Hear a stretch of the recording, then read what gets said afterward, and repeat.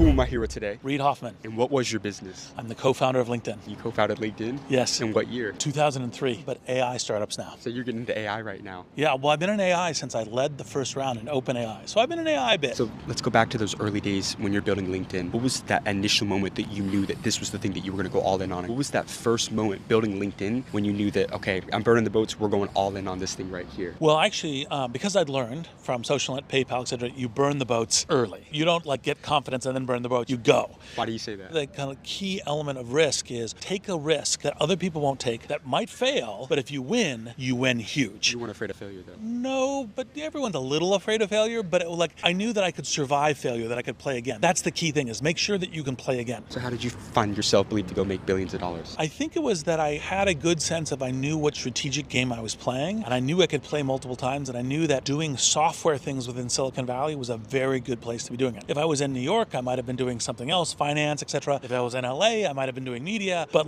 no, this is the place where you can do software. Now, you started LinkedIn in 2003. Yes. Was that during a time where a lot of people were doubting the fact that those social networks would actually be prevalent years from then? Well, everybody in Silicon Valley thought the consumer internet was done. It was only like Amazon and Google and PayPal and so forth. And then actually, in fact, they thought it was enterprise software and clean tech. So it's like, oh no, the internet's over. And by the way, what do you do in this business thing? Is that like Friendster, but for business? What is that? So you had a lot of people that were telling you no, I'm sure. Oh yeah, no, more than 2/3 of my smart friends thought I was going to be a complete failure with LinkedIn. Actually? Yes. Why did you not listen to them? Well, you do. You want to go to people and you want to say, what's wrong with my idea? Why will it fail? So they give you permission to do that. And then what do I know that they don't know? Because if you have a good theory of that, that's the chance that you might have something that's really amazing. So what was it that you knew that they didn't know? The most common feedback was a network property. First person in, no value. We know each other now, no value. We already know each other. So no value, no value, no value. How does the thing ever grow? And I knew I could get it to grow even when people didn't actually, in fact, have any value in the system at the beginning. Did you come from a family of entrepreneurs? No, actually, I came from a family of civil servants. So